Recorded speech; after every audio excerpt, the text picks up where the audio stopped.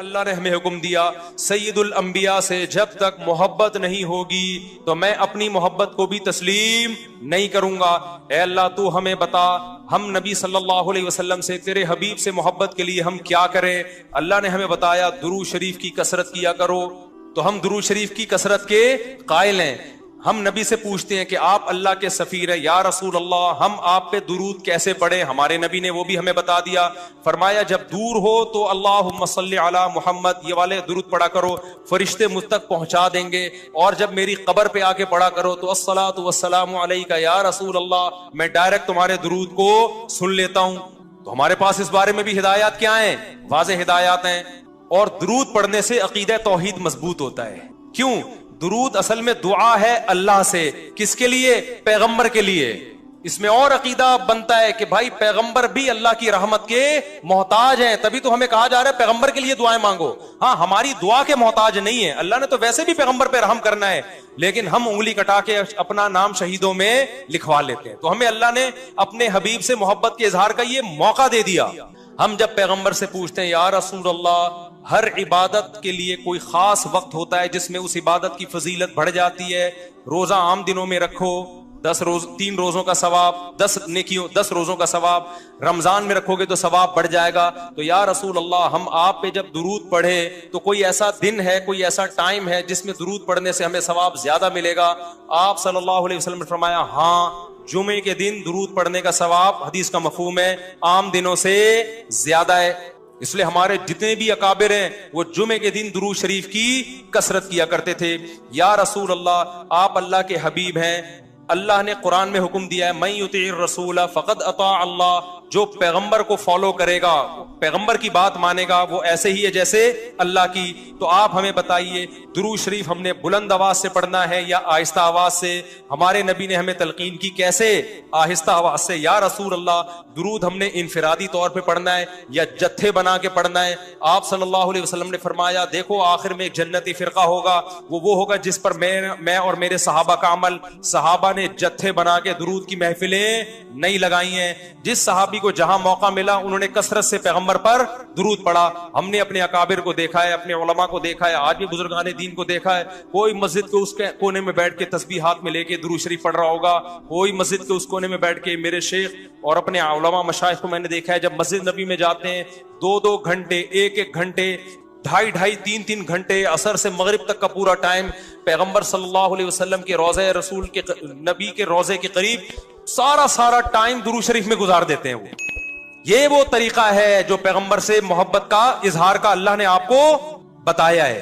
اے اللہ ہم اور کس طرح سے آپ سے محبت کا اظہار کر سکتے ہیں؟ اللہ نے فرمایا کہ جو پیغمبر سے محبت کرنا چاہتا ہے اسے پیغمبر کے اخلاق اور عادات اپنی زندگی میں لانے پڑیں گے. ہمارے پیغمبر صلی اللہ علیہ وسلم جب رات کو تہجد کے لیے اٹھتے تھے تو اس کا خیال کیا کرتے تھے کسی کی آنکھ نہ کھلے.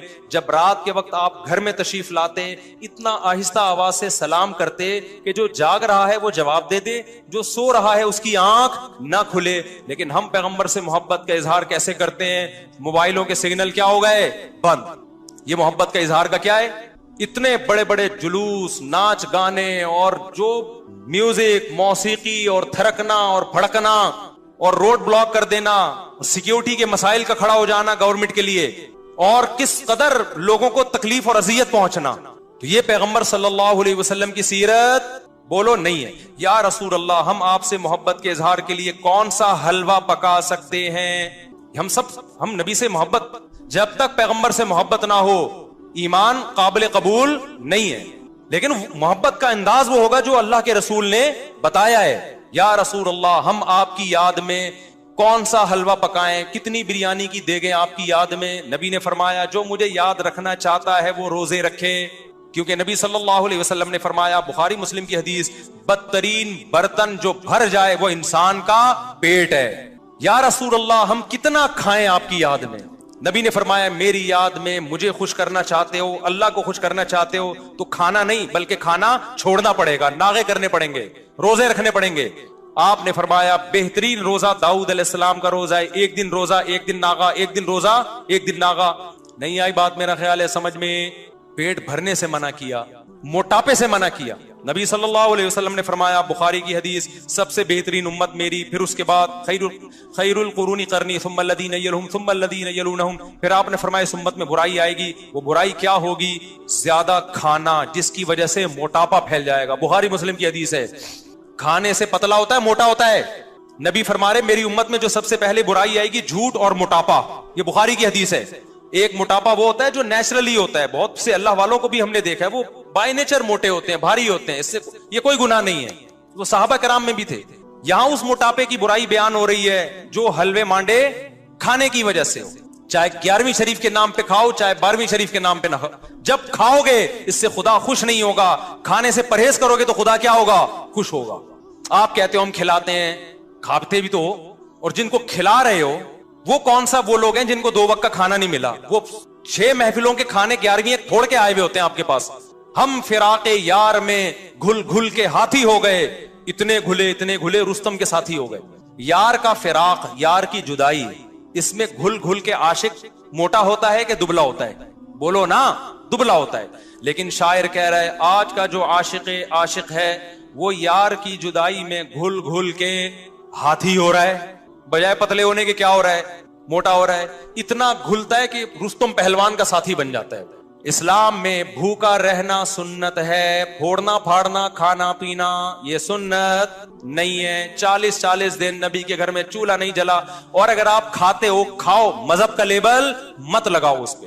کھانے پر پابندی نہیں ہے, مذہب کا لیبل تو مت لگاؤ نا کہ یہ بہت ثواب کا. میں بھی جاتا ہوں نہاری کھاتا ہوں الحمدللہ, پھوڑتا ہوں, لیکن یہ نہیں کہتا سنت پہ عمل کر رہا ہوں میں, یہ نہیں کہتا میں. بھائی دل چاہ رہا تھا کھا لیا ہم نے, مدذل العالیہ جو سامنے آیا کھا لیا. سنت کا لیبل نہیں. سنت جب ہے جب روزہ رکھوں گا, جیسے نہیں کھاؤں گا یار آج فاقہ کرو, پھر بتاؤں گا ولاگ بناؤں گا دیکھو آج میں فاقے سے ہوں. سنت ہے یہ. پھوڑنے پھاڑنے کے بھی ولاگ ہم بناتے ہیں بس نہاری کے فضائل سنانے کے لیے کہ اتنی مزے کی. سنت سمجھ کے نہیں پھوڑتے آپ. آج ہماری سوسائٹی کھانے کو مذہب سمجھنا شروع کر دیا ہے. مذہب نہیں ہے کھانا, فاقے مذہب ہے, بھوکا رہنا مذہب ہے. وقت بہت ہو گیا, کہنے کے لیے بھی بہت کچھ ہے, لیکن کیا کریں. میرا مقصد کسی کا مذاق اڑانا نہیں ہے. ایک آخری بات کر کے اپنے بیان کو ختم کرتا ہوں. کل کوئی میرے سامنے کلپ آیا, اس کلپ میں کسی نے یہ کہا کہ غوث اعظم چاند پہ پہنچے تھے. واللہ عالم کسی کے پاس رپورٹ آئی ہوگی. اچھا, بہت سے لوگوں نے الٹا سیدھا لکھا ہوا تھا, برا بلا کہا ہوا تھا. کیا وہ کہہ رہا تھا کہ امریکہ تو بعد میں چاند پہ گیا ہے, غوث اعظم پہلے چلے گئے تھے. اچھا, نیچے سب ملے جلے کمنٹس آ رہے تھے نا. ایک نے بڑا اچھا کمنٹ کیا, اس نے کہا اگر کوئی غیر مسلم بھائی یہ کلپ دیکھ رہے ہیں تو خدارا اسلام کو برا نہ سمجھیں, یہ جھوٹی خبر ہے. سمجھ رہے ہیں نا؟ یعنی اس بندے کو یہ خیال ہوا کہ یار یہ ہمارے آپس کے مسئلے ہیں, چاند پہ گئے تھے نہیں گئے تھے یہ رپورٹیں ہم کرتے رہیں گے, لیکن غیر مسلم جب یہ مذہبی اسکالر سے یہ بات سنے گا تو وہ کہے گا کہ یار یہ ہے اسلام. یہ اس پہ فخر کر رہے ہیں کہ انگریز ایک تو جا نہیں رہے چاند پہ, ہیں جانا تو ہم کو چاہیے تھا نا. کیا خیال ہے؟ ایک تو جا نہیں رہے ہیں, اوپر سے عذر لنگ بدتر از لنگ, عذر ایسا پیش کر رہے ہیں کہ ہم تو پہلے جا چکے ہیں. تو اس نے یہ لکھا کہ غیر مسلم کو کہا کہ کوئی غیر مسلم بھائی یہ دیکھ رہے ہو تو یہ اوریجنل اسلام نہیں ہے. یہ بڑا اچھا کمنٹس کیا, مجھے اس سے بڑا سبق ملا. میں نے کہا یار ہم ربیع الاول میں محرم میں جو کچھ بھی کریں یار, آپ دل کھول کے حلوے بھی کھائیں, مانڈے بھی, اور ناچیں بھی, اور گائیں بھی, اور جو بھی کرنا ہے کرو. غیر مسلم کو بس یہ بتا دو یہ اوریجنل اسلام نہیں, تاکہ وہ بدگمان نہ ہو. جب غیر مسلم محرم میں ہمیں ماتم کرتا ہوا دیکھے گا, خون بہاتا ہوا, وہ اس اسلام کی طرف مائل ہوگا؟ بولو نا. اس میں اٹریکشن, نماز کو دیکھ کے مائل ہوتا ہے, روزے کو دیکھ کے مائل ہوتا ہے, حج کو دیکھ کے مائل ہوتا ہے. لیکن محرم میں جو ہم خون بہا رہے ہیں, اپنا ہی خون بہا رہے ہیں, اس عمل کو دیکھ کے غیر مسلم ہماری طرف مائل نہیں ہو. جو کچھ ربیع الاول میں ہم کر رہے ہیں اس عمل کو دیکھ کے غیر مسلم اسلام کی طرف مائل نہیں ہوگا. تو آپ سب کچھ کرو لیکن ہندوؤں کو سکھوں کو بتا دو کہ یہ سچی مچی کا اسلام نہیں ہے. سچی مچی والا اسلام وہ ہے جس میں رمضان کے روزے ہیں, جس میں پیر جمعرات کا روزہ ہے. مسلمان صبح اٹھتا ہے, سحری کے وقت میں کھاتا ہے اللہ کے لیے, سارا دن بھوکا پیاسا رہتا ہے. شام کو جب افطاری پہ دسترخوان پہ بھوک پیاس کے بعد کھانا رکھا ہوتا ہے اور اس کے منہ میں جب پہلا نوالا جاتا ہے تو پھر یہ دعا پڑھتا ہے ذهب الظما, پیاس چلی گئی, وابتلت العروق, رگیں تر ہو گئیں, وثبت الاجر انشاءاللہ, اور جس خدا کے لیے ہم نے بھوک پیاس برداشت کی ہے اس خدا نے ہمارے نام اعمال میں روزے کا اجر لکھ دیا ہے. غیر مسلم اس اسلام کو دیکھ کے متاثر ہوگا جس میں آپ ماں باپ کے قدموں میں جنت تلاش کر رہے ہوگے. غیر مسلم اس اسلام کو دیکھ کے متاثر ہوگا جس میں گرل فرینڈ کا بھنگی اور چماروں والے رشتوں کا کوئی تصور نہیں ہے جس میں عورت سے وفائے بیوی بنا کے گھر لے کر آؤ، اس کو اس کی اولاد کے کفیل بن جاؤ. یہ ہے وہ پیارا اسلام جو کس نے دیا ہے؟ جو اللہ نے ہمیں دیا ہے، جس کو دیکھ کر لاکھوں کروڑوں غیر مسلم مسلمان ہوئے ہیں. اور جو اسلام کا رخ آج پیش کیا جا رہا ہے، دھرنے اور روڈ بلاک اور یہ سب، یہ والا اسلام کبھی بھی غیر مسلم اس کی طرف مائل نہیں ہوگا. تو جیسے اس نے غوث اعظم کی کوئی غیر مستند کرامت بیان کر دی نا، چاند پہ پہنچنے والی، جس کا کوئی ثبوت نہیں ہے، تو نیچے کسی نے کمنٹس کر دیے کوئی غیر مسلم بھائی، اس نے کہ الفاظ تھے، غیر مسلم بھائی کو میں یہ بتاتا چلوں یہ سچی مچی والا اسلام نہیں ہے.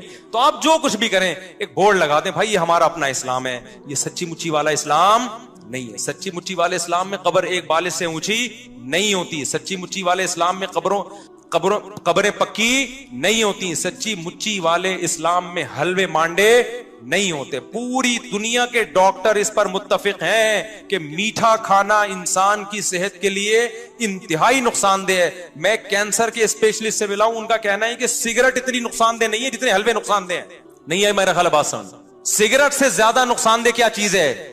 حلوے. کیونکہ سگریٹ سے وزن نہیں بڑھتا، میٹھے سے وزن بڑھتا ہے. اور وزن بڑھنے سے بلڈ پریشر بھی ہے، شوگر بھی ہے، کینسر بھی ہے، 20 بیماریاں ہیں. سگریٹ سے صرف کینسر ہے. یہ ڈاکٹر کی رپورٹ پیش کر رہا ہوں، ہوائی فائرنگ نہیں ہے. اس پہ ریسرچ پیپر بھی دکھا سکتا ہوں آپ کو. تو اسلام اس چیز کو کیسے پروموٹ کرے گا جس میں تیزے پہ بھی کھانا ہے، 40ویں پہ بھی کھانا ہے، 11ویں پہ بھی کھانا ہے، 13ویں پہ بھی کھانا ہے، اور جناب ربیع الاول پہ بھی کھانا ہے، 10 محرم کو حلیم کی دیگ ہے. ہر تھوڑے دن بعد کوئی نہ کوئی کھانے کا پروگرام چل رہا ہوتا ہے. اسلام میں صرف ایک کھانا ہے، 2 کھانے خاندانی. ایک بقرعید کا کھانا، اس میں بھی میٹھا نہیں ہے، اس میں کیا ہے؟ گوشت. ایک عید الفطر کا کھانا، اس میں میٹھا ہے لیکن بہت تھوڑا، کھجور کے چند دانے. اور ایک ولیمے کا کھانا ہے جو شادی کے بعد ہوتا ہے، جو بعض لوگوں کو 4 دفعہ نصیب ہوتا ہے. اس میں بھی گوشت ہے، میٹھا نہیں ہے. اس میں بھی اولم ولو بشاتن، نبی نے فرمایا ولیمہ کرو اگرچہ بکرے کے ذریعے کیوں نہ ہو، ایک بکری کیوں نہ ہو. اسلام ایسی خوراکوں کو پروموٹ ہی نہیں کرتا جسے کھا کے آپ چوڑے ہو جائیں. گوشت کھا کے چوڑا نہیں ہوتا آدمی، موٹا نہیں ہوتا، کاربوہائیڈریٹ کم ہے اس میں. اور آپ میٹھے کو فوکس کر رہے ہو. یہ والا کہ میرے پاس تو مٹھائی کے ڈبے لا کے نا لوگوں نے، جو آ رہا ہے مٹھائی کا ڈبہ لے کے آ رہا ہے گفٹ میں. میں پہلے گھر میں دیتا تھا، بچے کھاتے تھے، اب میں نے گھر میں دینا بھی چھوڑ دیا. میں نے کہا میں اپنے بچوں کو کیوں تباہ کروں اپنے ہاتھوں سے یار. لڈو کھا کے لڈو جیسے بن جائیں گے وہ. ہم نے اپنے بچوں کو فوکس کیا انڈے کھاؤ، گوشت کھاؤ، دودھ پیو. میٹھے کو میں پروموٹ نہیں کرتا گھر میں زیادہ، سمجھتے ہو. اور ہمارے یہاں مشہور کیا، کھانے کے بعد میٹھا کھانا سنت ہے. پٹانگ باتیں کر رہے ہو یار تم. کھانے کے بعد کھانا ہی کہاں سنت ہے کہ اس کے بعد میٹھا کھانا بھی سنت ہو. تو جو قدرتی طور پر موٹے ہوتے ہیں وہ تو بڑے بڑے بزرگان دین ہیں، وہ تو قدرت کی طرف سے. بعض صحابہ کا جسم بھی بھاری تھا، لیکن خوب سمجھ لو کھا کے جو موٹا ہو رہا ہے اللہ اس کے رسول صلی اللہ علیہ وسلم کو وہ پسند نہیں ہے. صحیح حدیث، آپ نے ایک شخص کو دیکھا جن کا پیٹ نکلا ہوا تھا، بھاری جسم تھا. آپ نے فرمایا لو کان ھذا فی غیر ھذا لکان خیرا، او کما قال صلی اللہ علیہ وسلم. فرمایا جو خوراک تم نے کھائی ہے نا، جو پیسہ خرچ کیا ہے، کسی اور جگہ پہ خرچ کرتے تو اچھا تھا. تو اس لیے میرے بھائی خدا کے لیے اسلام کو بدنام بولو مت کرو، روزے رکھو.